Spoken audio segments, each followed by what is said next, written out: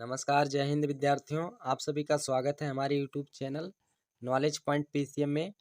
आज की इस वीडियो में हम क्लास 10th मैथ चित्रा प्रकाशन का प्रश्नावली 14.3 हल करेंगे। इस वीडियो में हम आपको प्रश्न संख्या 1 से लेकर के 10 तक हल बताएंगे, तो आप सभी को वीडियो पूरा एंड तक ज़रूर देखना है, तभी आप सभी लोग पूरा हल समझ पाएंगे। अन्यथा अगर आप बीच में स्किप गए तो पूरा क्वेश्चन का हल आपको बिल्कुल समझ में नहीं आएगा। तो इसलिए जब भी वीडियो को क्लिक करें तो पूरा वीडियो को ज़रूर वॉच कीजिए। चलिए, और जब भी आप पढ़ने बैठें तो कॉपी पेन के साथ में बैठें, ताकि आपके पास एक नोट्स भी तैयार होता रहे, और कभी भी अगर आप कहीं कोई क्वेश्चन भूलते हैं तो आप पलट करके उसको देख सकें। चलिए, आज के इस वीडियो को प्रारंभ करते हैं। तो आज का जो हमारा प्रश्नावली है, इसमें हमें बहुलक ज्ञात करना है। बहुलक कैसे निकाला जाता है इस वीडियो में हम जानेंगे, समझेंगे। तो जो हमारा प्रश्न में पूछा गया है, इसमें कहा गया है निम्न आंकड़ों का बहुलक ज्ञात कीजिए। यानी यहाँ पर आपको 3 प्रश्न दिया गया है। ये क्वेश्चन कई बार बोर्ड एग्जाम में पूछा गया है, जैसा कि यहाँ पर आप देख सकते हैं। तो देखिए, आप सभी लोग इस प्रश्न को हल कैसे करेंगे। इसमें 3 प्रश्न हैं, मैं आप सभी को केवल एक प्रश्न बताऊंगा, उसके आधार पे आप सभी को अन्य सभी प्रश्न को खुद ही हल करना है। समझ गए स्टूडेंट? तो चलिए आज की इस वीडियो को प्रारंभ करते हैं। सबसे पहला देखिए, ये क्वेश्चन जो दिया गया है, इसको हल करने के लिए आपको कॉलम ऐसे कुछ इस तरीके से बना लेना है। जब आप इस तरह से कॉलम बना लेंगे तो आपको हल करने में आसानी मिलेगी। अब देखिए क्या आसानी आपको मिलेगी। सबसे पहले देखिएगा, एक एक बात आप लोग ध्यानपूर्वक समझिएगा। एक यहाँ पर आप चर के रूप में बना लेंगे, जिसको यक्स से लिखेंगे, और एक बारंबारता के रूप में बना लेंगे, जिसको यप से लिखेंगे। अभी इस लाइन में आपको देखना है कि कौन सी संख्या कितनी बार आई है। तो देखिए 3 जो है ये कितना बार है, पहले 3 से प्रारंभ करो, छोटी संख्या से।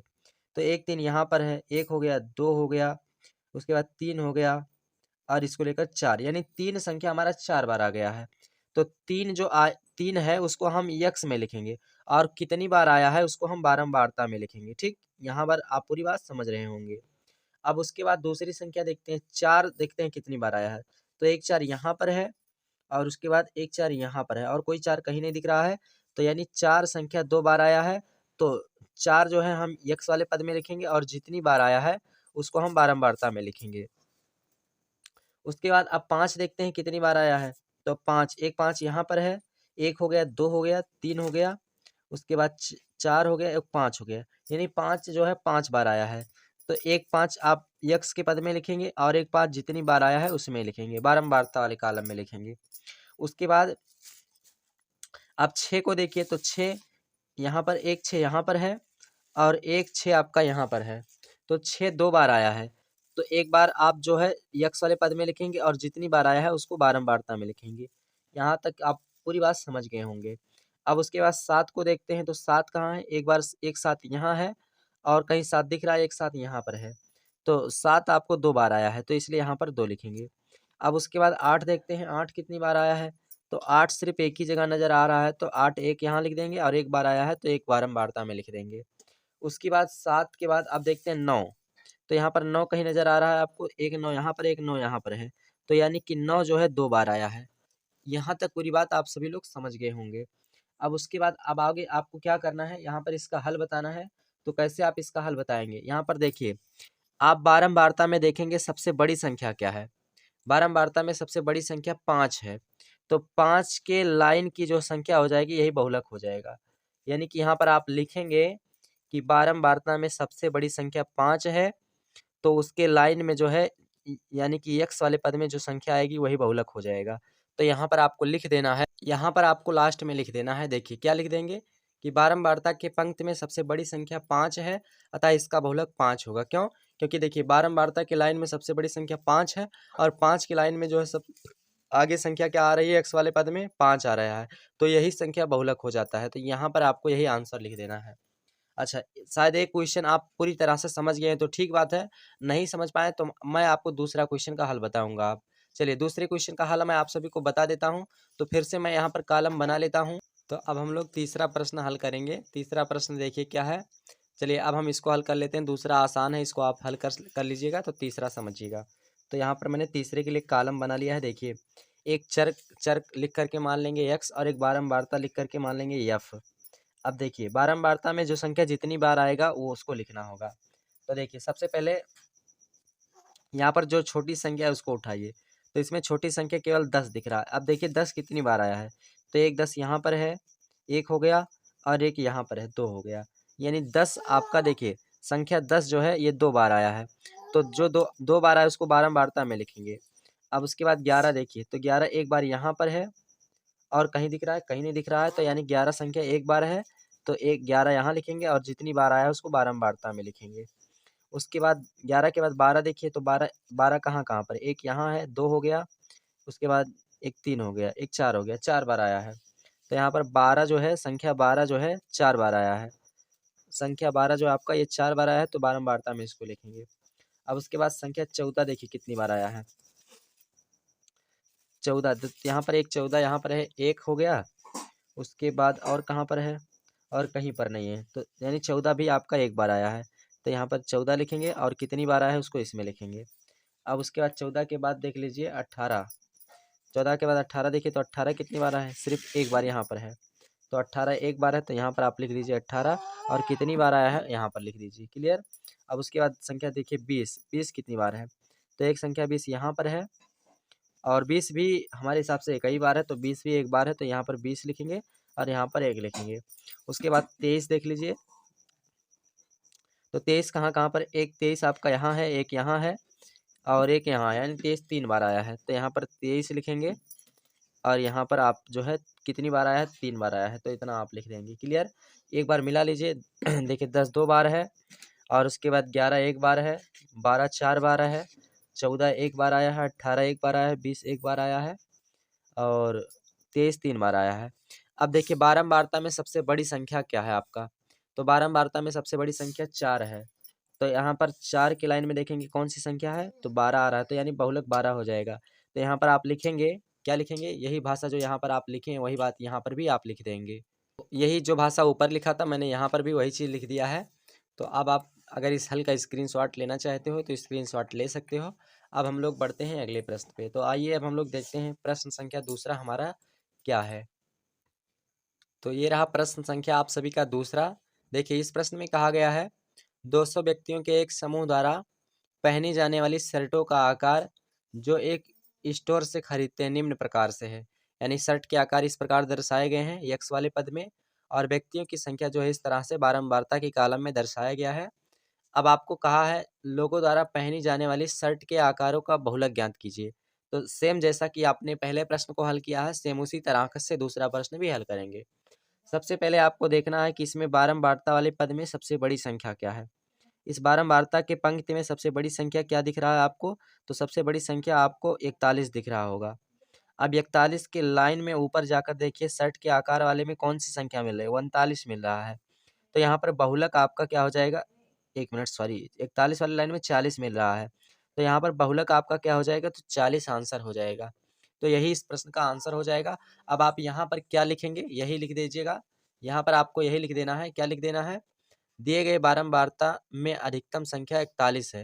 यानी बारंबारता में अधिकतम संख्या 41 है, यहाँ पर देख सकते हैं। अतः 41 वाले कॉलम के ऊपर लाइन में जब देखेंगे तो संख्या 40 प्राप्त होता है, अतः इसलिए बहुलक बराबर 40 होगा। तो यही इस प्रश्न का आंसर हो जाता है, यही इस प्रश्न का हल हो जाता है। आप सभी लोग इस प्रश्न का स्क्रीनशॉट लेना चाहते हो तो स्क्रीनशॉट ले सकते हो। अब हम लोग हल करेंगे प्रश्न संख्या 3। तो अब हम लोग आ चुके हैं साथियों प्रश्न संख्या आपके जो है 3 पर। देखिए इस प्रश्न में बोला गया है निम्नलिखित बारंबारता बंटन एक समाज में प्रतिदिन 30 घरों में दूध व्यय दर्शाता है।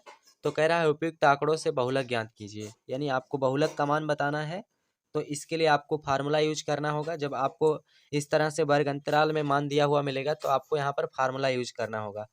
तो एक बार बहुलक का फार्मूला आप सभी लोग फिर से देख लीजिए। देखिए यहाँ पर बहुलक का फार्मूला ये है, z बराबर L1 plus F1 minus F0 बटे 2F1 minus F0 minus F2 और गुणे में h होता है। ठीक, तो यही फार्मूला आप सभी को इसमें लगाना है। आइए अब हम लोग इस प्रश्न को कैसे हल करना है इस पर विशेष ध्यान देते हैं। ठीक, क्लियर। आप लोग ध्यानपूर्वक समझिएगा। देखिए सबसे पहले आप सभी लोग ये देखिए स्टूडेंट, इस घरों की संख्या जो आपका दी गई है इसमें सबसे बड़ी संख्या कौन सी है, तो सबसे बड़ी संख्या इसमें 9 है। सबसे बड़ी संख्या आपका क्या है, 9 है। तो यहाँ पर आप क्या लिखेंगे, तो इस तरह से आपको कॉलम बना लेना है।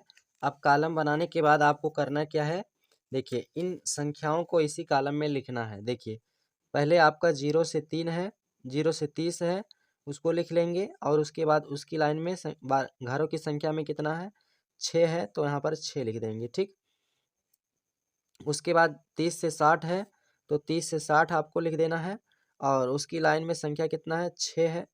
एक मिनट, यहाँ 5 है, यहाँ पर आपका 5 है, इस लाइन वाले में 6 है, तो यहाँ पर 6 लिखेंगे। अब उसके बाद देखेंगे, उसके बाद क्या है, 60 से 90 है, तो यहाँ पर 60 से 90 लिख देना है और इस कॉलम में संख्या कौन है, 9 है बारंबारता में। और उसके बाद 90 से 120 है, तो 90 से 120 लिख देंगे।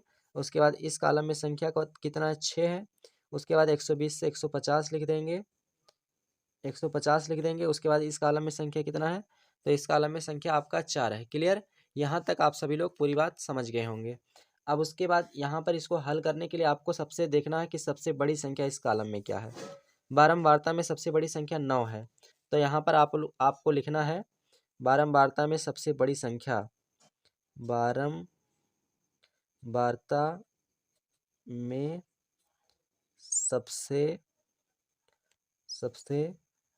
बड़ी संख्या 9 है। ठीक, तो जब 9 है तो देखिए आप क्या करेंगे, इसको ऐसे ब्रैकेट में कर देंगे। समझने के लिए ऐसे आप इसको ब्रैकेट में कर देंगे, इस तरह से इसको ऐसे घेर देंगे।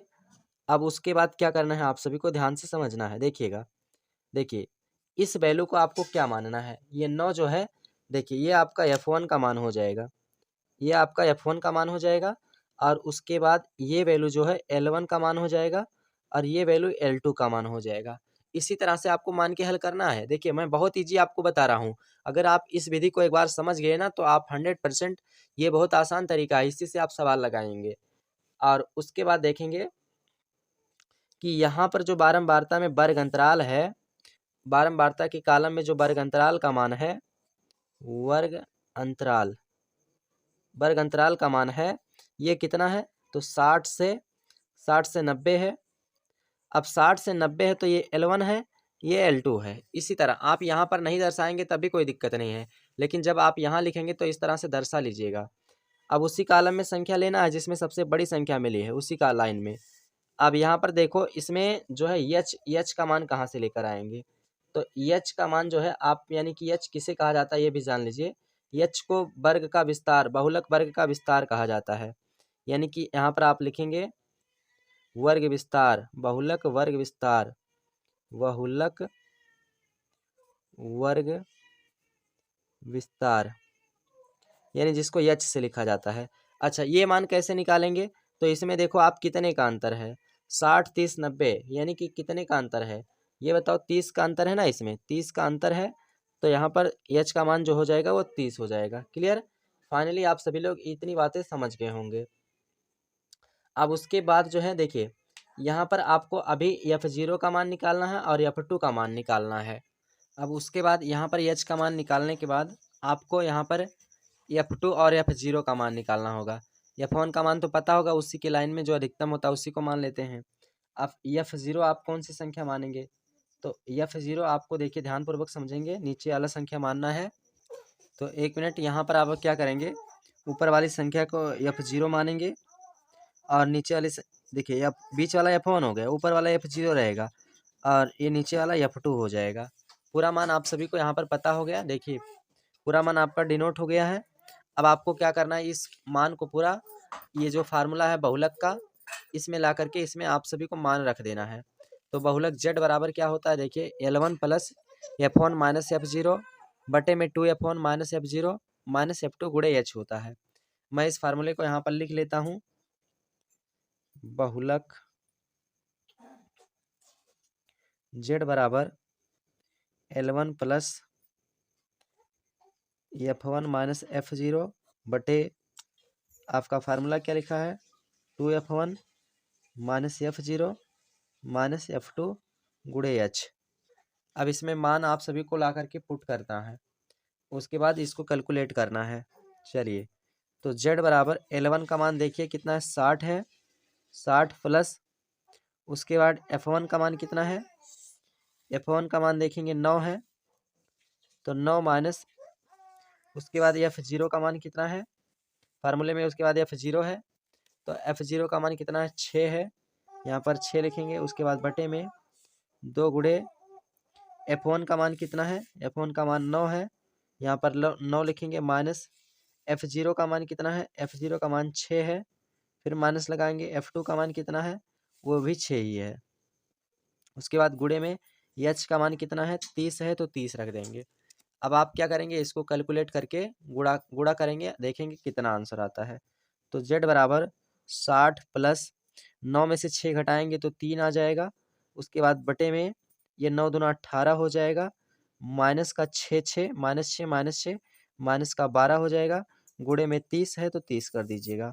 उसके बाद Z बराबर 60 प्लस उसके बाद 3 बटे में 18 में से 12 घटाएंगे तो 6 आ जाएगा, गुणे में 30 है तो 30, 6 पंचे 30 काट देंगे 5 हो जाएगा।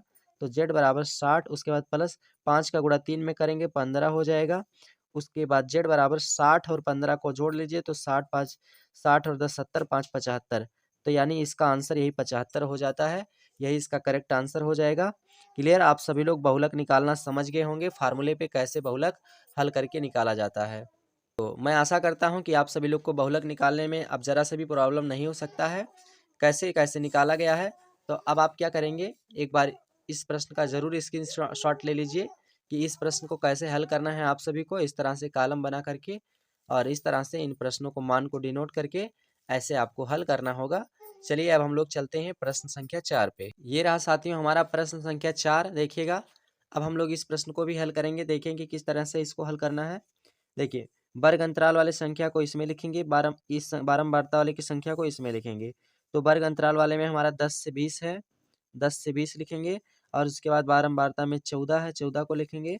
उसके बाद दूसरा है 20 से 30 है, 20 से 30 लिख लेना है। और उसके बाद इस कॉलम में 13 है तो 13 लिख लेना है। उसके बाद 30 से 40 है तो 30 से 40 लिख लेना है। उसके बाद इस कॉलम में 12 है तो 12 लिख लेना है। उसके बाद इसमें 40 से 50 है, 40 से 50 है। उसके बाद 40 से 50 से इस कॉलम में 20 है तो 20 लिख लेना है।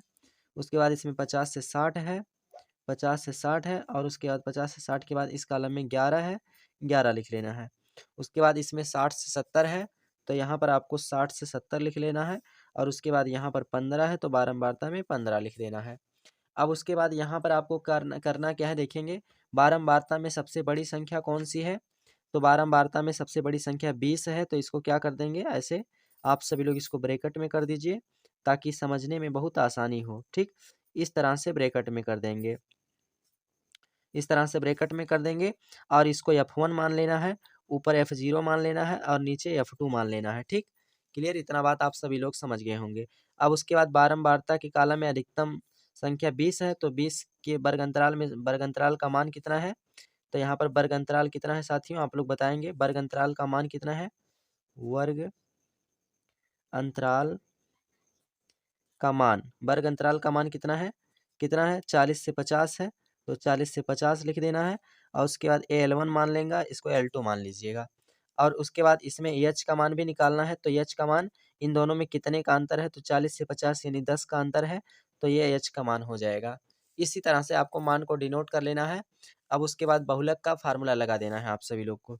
तो बहुलक का फार्मूला क्या होता है, बहुलक Z बराबर क्या होता है, L1 plus F1 minus F0, उसके बाद बटे में 2F1 minus F0 minus F2, उसके बाद गुणे में H होता है, H लिख देना है।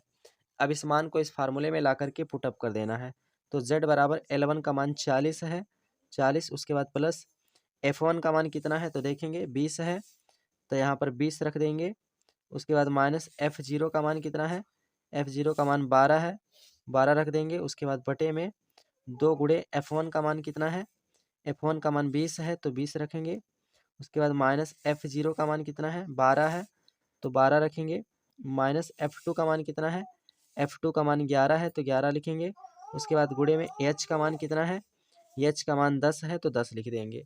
अब इसे आप सभी लोग कैलकुलेट करेंगे, तो Z बराबर यहाँ पर हो जाएगा 40, उसके बाद प्लस 20 में से 12 घटाएंगे 8 हो जाएगा। उसके बाद बटे में 20 दूना 40 हो जाएगा, -12 और 11 को जोड़ेंगे तो 12 और 10 22 और 1 23 हो जाएगा। यहाँ पर 23 हो जाएगा।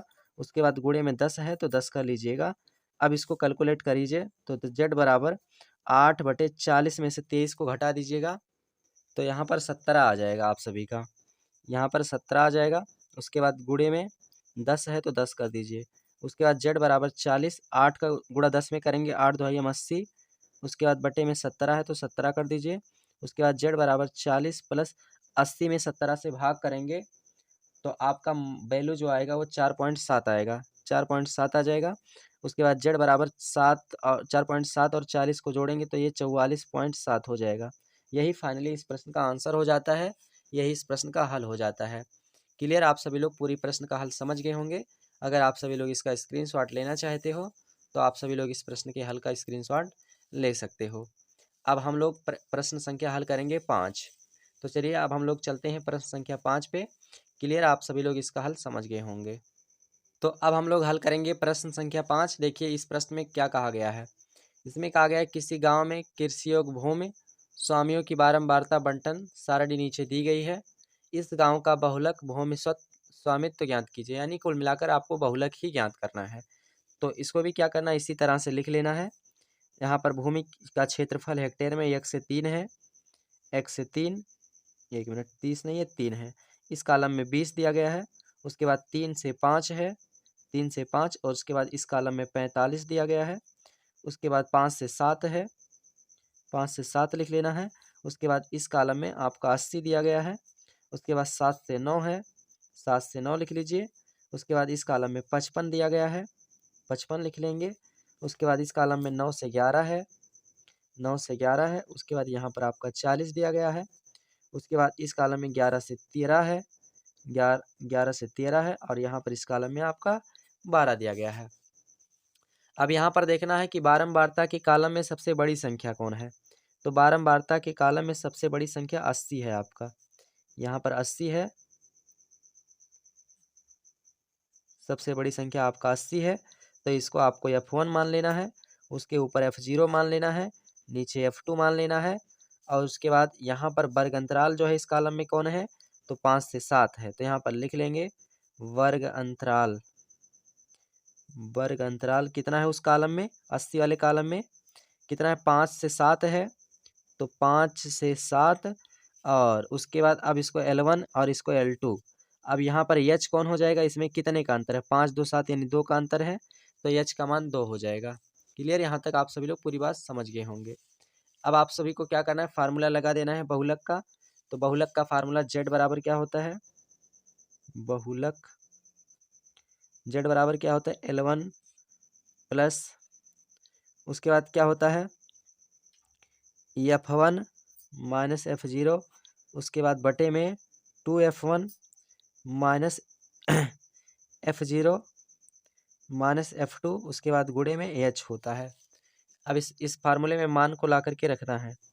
तो L1 का मान कितना है, 5 है, 5। उसके बाद प्लस F1 का मान कितना है, तो F1 का मान देखेंगे यहाँ पर 80 है, 80। उसके बाद माइनस F0 का मान कितना है, 45 है, 45 लिखेंगे। उसके बाद बटे में 2 गुणे F1 का मान कितना है, F1 का मान 80 है, 80 माइनस F0 का मान कितना है, 45 है, 45 माइनस F2 का मान कितना है, 55 है, 55 लिख देंगे। उसके बाद गुणे में H का मान कितना है, 2 है, यहाँ पर 2 लिख दीजिएगा। अब इसको कैलकुलेट कर लीजिए। तो इसको यहाँ पर कैलकुलेट करेंगे तो आ जाएगा 5। 80 में से 45 को घटा दीजिएगा। तो अगर आप सभी लोग 80 में से 45 को घटाएंगे तो यहाँ पर आपका आ जाएगा साथियों कुल मिलाकर के 35 यानी 35। उसके बाद बटे में 8 दूना 16 160 हो जाएगा। उसके बाद माइनस 45 माइनस 55 इसको जोड़ेंगे तो 100 हो जाएगा। उसके बाद गुणे में H का मान 2 है तो 2 लिख दीजिएगा। उसके बाद 5, उसके बाद प्लस यहाँ पर हो जाएगा 35 बटे में आपका 160 में से 100 को घटाएंगे, 160 में से 100 को घटाएंगे तो 60 आ जाएगा। गुणे में 2 है तो 2 कर दीजिएगा। यहाँ से इसको काट दीजिए, 30 दूना 60 आ जाएगा। तो यहाँ पर आ जाएगा आपका 5 प्लस 35 बटे 30। उसके बाद तो 5 प्लस 30, 35 में भाग देंगे 30 से आप सभी लोग। तो अगर आप लोग 35 में 30 से भाग करते हैं तो आप सभी का मान आएगा साथियों 1.17 1, या काट भी सकते हैं 7×5 = 35, यानी कि 5×7 = 35 ये कट जाएगा, यानी कि यहाँ पर आपका 7 आ जाएगा और 6×5 = 30 यहाँ पर 6 आ जाएगा। तो यहाँ पर आ जाएगा 7/6, उसके बाद 5 प्लस आप 7 में 6 से भाग करेंगे तो आपका 1.17 आ जाएगा। उसके बाद इसको जोड़ लीजिए तो 6 5 1 6 हो जाएगा, तो 6.17 यही इस प्रश्न का हल हो गया, यही इस प्रश्न का आंसर हो जाता है। क्लियर, आप सभी लोग इस प्रश्न का पूरा हल समझ गए होंगे। अब अगर आप सभी लोग इसका स्क्रीनशॉट लेना चाहते हो तो मैं आप सभी लोग को एक बार फिर से दिखा देता हूँ। ये रहा इस प्रश्न का हल। तो ये प्रश्नावली बहुत इंपॉर्टेंट है, इसी प्रश्नावली में से आपसे क्वेश्चन पूछे जाएंगे, ये मैं गारंटी के साथ कहता हूँ। तो इसे आप लोग बिल्कुल ध्यानपूर्वक हल करिएगा। इस प्रश्नावली को एक एक क्वेश्चन का कॉन्सेप्ट क्लियर रखिएगा आप सभी लोग। क्वेश्चन नंबर 6 हल करेंगे। तो ये रहा प्रश्न संख्या आपका 6। इस प्रश्न में कहा गया है निम्नलिखित आंकड़े 225 बिजली उपकरणों के प्रेक्षित जीवन काल घंटों की सूचना देते हैं। उपकरणों का बहुलक जीवन काल ज्ञात कीजिए। यानी कुल मिलाकर आपको बहुलक ही याद करना है। पहले ही जैसा आपको काम करना है, देखिए 0 से 20 दिया गया है, 0 से 20 लिख लेंगे। 20 से 40 दिया गया है, 20 से 40 लिख लेंगे। और उसके बाद इस कॉलम का मान भी लिखेंगे। इसमें 10 है, इसमें 35 है, उसके बाद 40 से 60 है, 40 से 60, और उसके बाद इस कॉलम में 52 दिया गया है, 52 लिख लेंगे। उसके बाद 60 से 80 है, 60 से 80 है, और इस कॉलम में आपका 61 दिया गया है। उसके बाद 80 से 100 है, 80 से 100 है, इस कॉलम में 38 दिया गया है। उसके बाद 100 से 120 है, 120 है, उसके बाद इस कॉलम में 29 दिया गया है। इस तरह से आपको मान डिनोट कर लेना है। अब आप देखो कि इस बारंबारता वाले कॉलम में सबसे बड़ी संख्या कौन है, तो सबसे बड़ी संख्या ये आपका 52 है। इस तरह से आप इसको ब्रैकेट में कर दीजिए, इस तरह से इसको आपको ब्रैकेट में कर लेना है, और इसको मान लेना है F1, इसको मान लेना है F1, और ऊपर मान लेना है F0, और नीचे मान लेना है आपको F2। ये पूरा मान आप सभी का क्लियर हो गया। अब उस लाइन में वर्ग अंतराल में मान कितना है, वर्ग अंतराल उसी कॉलम में वर्ग अंतराल कितना है, 40 से 50, 40 से 60। तो ये पहला अंक L1, दूसरा अंक L2 हो जाएगा। और इसी में से H का मान निकालना है, तो कितने का अंतर है, 40 20 60, यानी 20 का अंतर है, तो यानी H का मान हो जाएगा। अब आपको बहुलक का फार्मूला लगा देना है। तो बहुलक का फार्मूला क्या होता है, बहुलक Z बराबर क्या होता है साथियों, L1 प्लस उसके बाद होता है F1 माइनस F0, उसके बाद बटे में 2F1 minus F0 minus F2, उसके बाद गुणे में H होता है, H लिख देंगे। अब इस फार्मूले में मान को ला करके रखेंगे। तो L1 का मान कितना है, 40 है। देखो ये L1 है, L2 है, 40 है, 40, उसके बाद प्लस F1 का मान देखो यहाँ से कितना है आपका 52 है, 52 माइनस उसके बाद F0 का मान कितना है, 35 है, 35 रख देंगे। उसके बाद बटे में 2 गुणे उसके बाद F1 का मान कितना है, F1 का मान कितना है, F1 का मान 52 है, तो 52 लिख देंगे। माइनस F0 का मान कितना है, F0 का मान 35 है, माइनस F2 का मान कितना है, माइनस 61 है, 61 रख देंगे। उसके बाद गुणे में H का मान कितना है, H का मान 20 है, यहाँ पर 20 रख दीजिएगा। उसके बाद Z बराबर 40 प्लस 52 में से 35 को घटाना है आप सभी लोग को। तो आप सभी लोग बताएंगे कितना आएगा, 52 में से 35 को घटाएंगे, 35 को घटाएंगे। एक मिनट, यहाँ पर हम लोग अब की बार गलत कर दिए साथियों। यहाँ पर बारंबारता में सबसे बड़ी संख्या हमारा 61 था, तो यानी कि इसको हमें सेलेक्ट करना था, यानी हमें इसको ब्रैकेट में इसको करना था। ये हमारा गलत है, इसको सेलेक्ट मत कीजिएगा, यानी F1 ये हो जाएगा इस कॉलम का। और ये बारंबारता वाला मान जो है तब बदल जाएगा, 60 से 80 हो जाएगा, 60 से 80 है इसमें, तो इसमें ये वाला कॉलम हो जाएगा। ये मिस प्रिंट कर दीजिए, ये गलत है। तो ऊपर F0 ये हो जाएगा और ये कुछ नहीं है, और उसके बाद ये आपका नीचे वाला F2 हो जाएगा। अब यहाँ पर मान भी आपको बदल करके रखना होगा। तो F1 का मान कितना हो गया आपका 61 हो गया यहाँ पर। अब आपका 61 हो गया यहाँ पर 61। उसके बाद माइनस में F0 का मान कितना हो गया आपका 52 है यहाँ पर, तो यहाँ पर 52 लिख दीजिएगा, 52 हो गया। उसके बाद बटे में 2 गुणे F1 का मान 61 है, तो यहाँ पर 61 कर लीजिएगा। उसके बाद माइनस F0 का कितना है, तो F0 का 52 हो गया है, तो यहाँ पर आप सभी लोग इसको 52 कर लीजिएगा। माइनस F2 कितना है, F2 का मान 38 है, 38 है। अब इसको कैलकुलेट करेंगे, H का मान उतना ही, 20 का अंतर है, 60 20 80, तो यहाँ पर L1 का मान आपका 60 हो जाएगा। अब इसको कैलकुलेट करना है आप सभी लोग को, तो यहाँ पर 60 हो जाएगा, 60 प्लस अब 61 में से 52 को घटाएंगे आप सभी लोग, तो अगर आप सभी लोग 61 में से साथियों 52 को घटाते हैं तो आपका 9 आ जाएगा, तो यहाँ पर 9 हो जाएगा। उसके बाद बटे में 61 दूना यानी कि 61 का गुणा करेंगे तो 2 एक नियम 2, उसके बाद 6 दूना 12 यानी कि 122 हो जाएगा। उसके बाद माइनस 52 और 38 को जोड़ना है आप, तो ये आपका 90 हो जाएगा। यहाँ पर आपका आ जाएगा 90। उसके बाद गुणे में H का मान कितना है 20 है, तो 20 रख देंगे। उसके बाद Z बराबर 60, उसके बाद 1 मिनट यहाँ पर प्लस है, प्लस लगाएंगे। उसके बाद 9 बटे अब 122 में से अगर आप 90 को घटाते हैं तो 32 आ जाएगा, यहाँ पर 32। उसके बाद गुणे में 20 है तो 20 कर दीजिएगा। यहाँ तक क्लियरली आप सभी लोग समझ गए होंगे। इसको काटना चाहते हैं तो काट भी सकते हैं। यहाँ पर 10 दूना 20 कट जाएगा, 16 दूना 32 कट जाएगा, और भी काट सकते हैं, 5 दूना 10 कट जाएगा, और 8 दूना 16 कट जाएगा। तो यहाँ पर Z बराबर आ जाएगा 60 प्लस में 9 पछे 45, 9 पछे 45। उसके बाद बटे में कितना है 8 है, तो 8 लिख दीजिएगा। तो ये आपका आ जाएगा भाग करने पर Z बराबर 60 प्लस इसको भाग करेंगे तो ये आ जाएगा 5.625। उसके बाद Z बराबर 60 और इसको जोड़ेंगे तो ये हो जाएगा 65.625। यही इस प्रश्न का हल हो जाता है, यही इस प्रश्न का आंसर हो जाता है। आप सभी लोग अगर चाहते हैं इसका स्क्रीनशॉट लेना तो आप सभी लोग इसका स्क्रीनशॉट ले सकते हो।